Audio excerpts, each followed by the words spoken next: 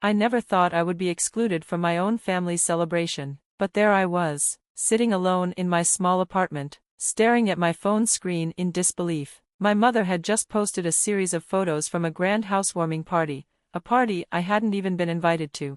The pictures were everywhere. My mother, stepfather, and stepbrother Derek were all dressed in expensive clothes, raising their champagne glasses, smiling as if they didn't have a care in the world. The guests around them looked just as happy, clinking their glasses, laughing, celebrating, but it wasn't the people that caught my attention, it was the house.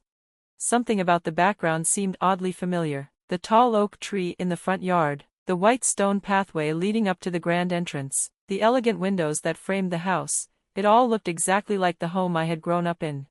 My heart dropped. No, it was the house I had grown up in. I zoomed in, my hands trembling slightly. How could this be? My grandfather had left that house to me, I was certain of it. I could still remember the day he told me, his warm, reassuring voice filling my ears. This house will always be yours, Angela. No one can take it away from you. But now, here I was, staring at a party happening inside my childhood home, without me. I felt my chest tighten as I scrolled to the caption of my mother's post. So happy to finally call this house our home. We worked so hard for this. Family is everything. Family?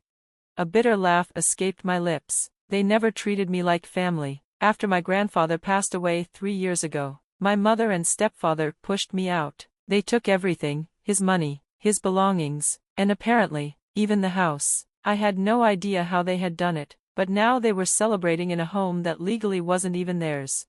And they didn't even have the decency to invite me. Anger burned through my veins. Fine, if they wouldn't invite me, I'd invite myself. I grabbed my coat, stormed out of my apartment, and headed straight for the party. The drive felt endless. My heart pounded with every mile, a mixture of rage, betrayal, and determination fueling me. I kept picturing my mother's fake smile, my stepfather's smug look, and Derek, always so arrogant, acting as if he owned the place. By the time I reached the mansion, my hands were gripping the steering wheel so tightly that my knuckles had turned white.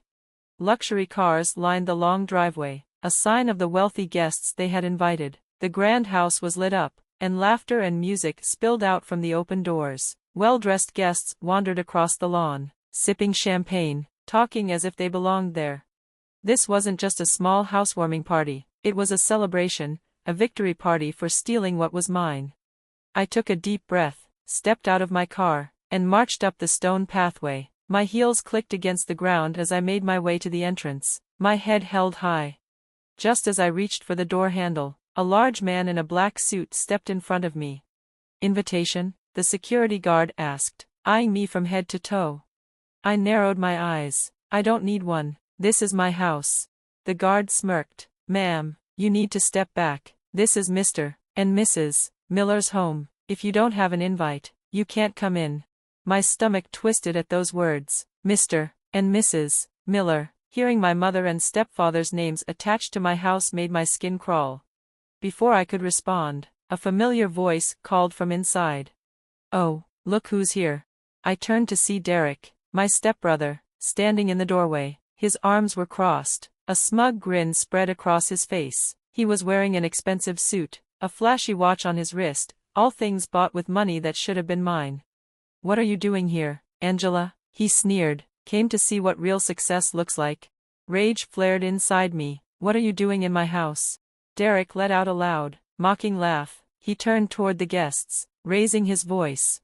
"Everyone, meet my jealous stepsister. She's still mad because she got nothing."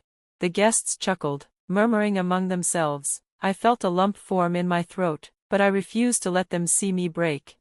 "You think this is funny?" I said, my voice low, filled with controlled anger.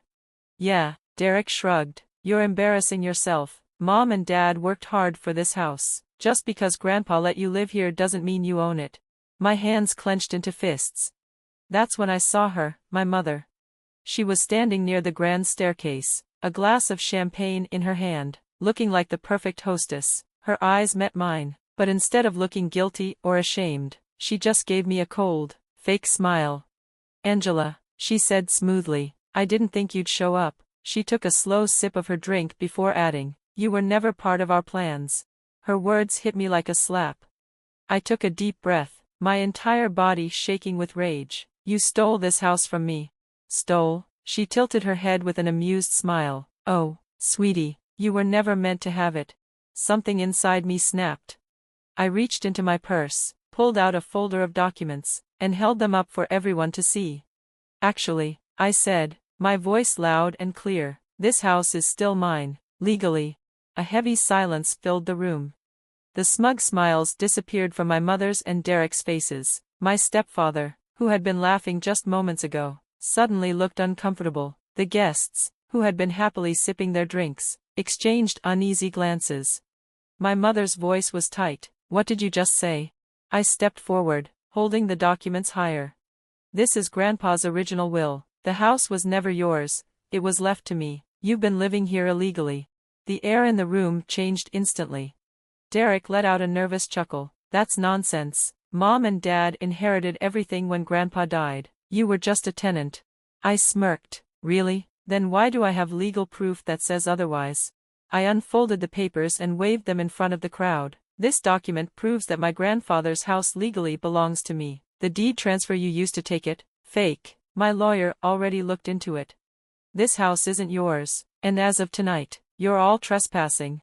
The room exploded into gasps and whispers. My mother's face turned pale. My stepfather clenched his jaw. Derek's cocky smirk vanished. The party was over. And I was about to take back what was mine. I smirked, tilting my head slightly as I held up the crisp stack of legal documents. Oh, really? I said, my voice laced with confidence. Then why does this official paperwork say otherwise? The room, once filled with laughter and celebration, fell eerily silent. I took a step forward, making sure everyone could see the documents in my hands. Grandpa legally transferred this house to me before he passed away. The deed is in my name. You never owned it, and unless you can pull out legitimate proof that says otherwise, let me make one thing very clear, you are all trespassing.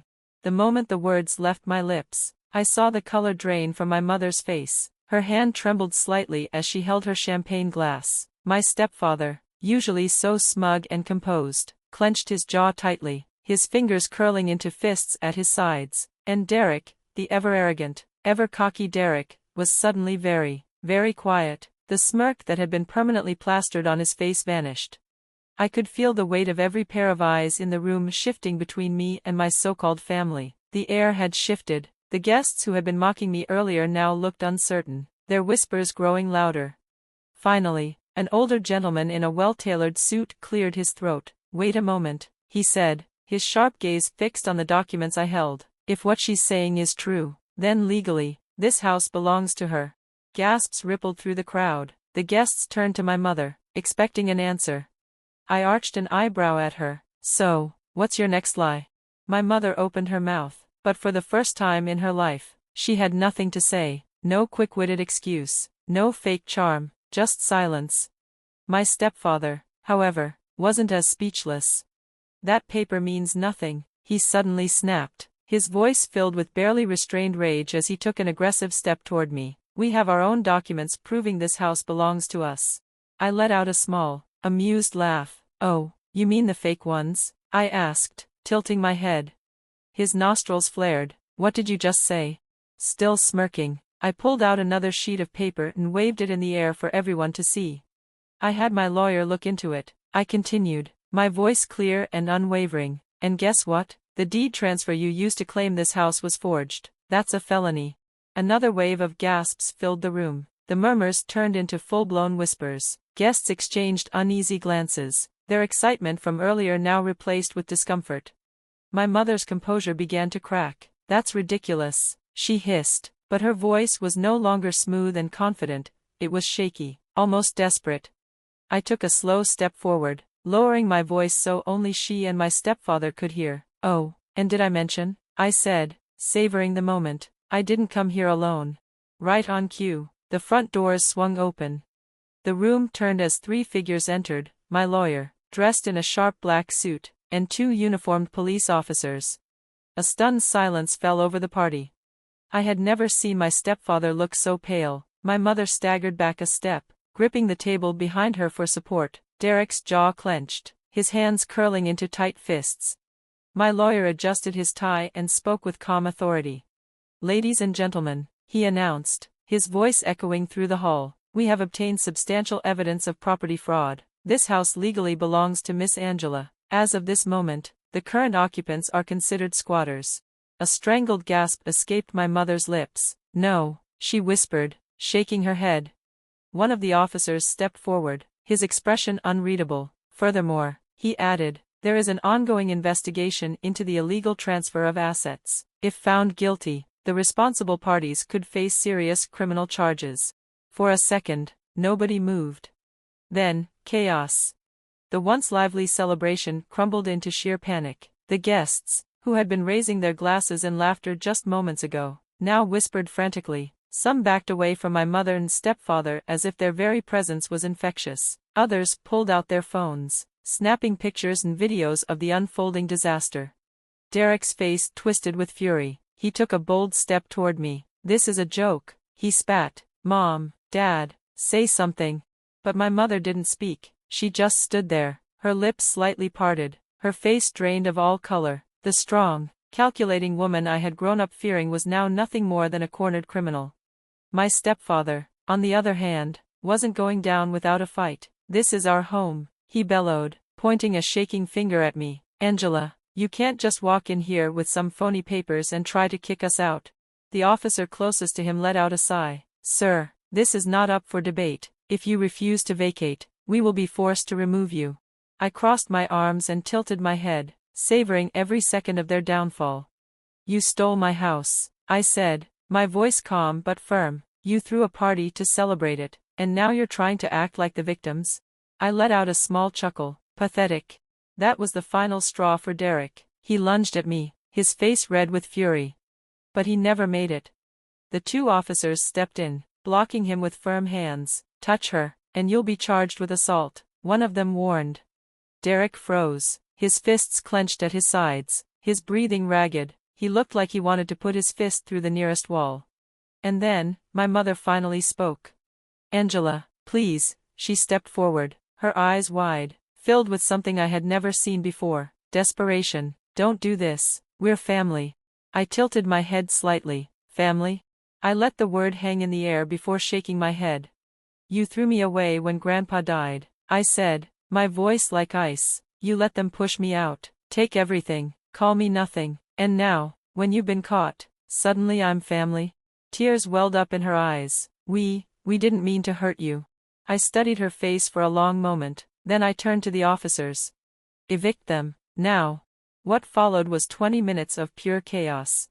The police escorted my mother, stepfather, and Derek out of my house. They tried to argue, to fight, but they had no choice. The guests watched in stunned disbelief, some even recording their disgrace on their phones. As they were forced onto the front steps, my mother begged, "Angela, please, where will we go?" I shrugged. "Not my problem." Derek, still furious, shouted one last time, "You're a monster, Angela, you ruined everything." I smiled sweetly. "No, Derek, I just took back what was mine." And just like that, they were gone. I had won. And they would never take anything from me again.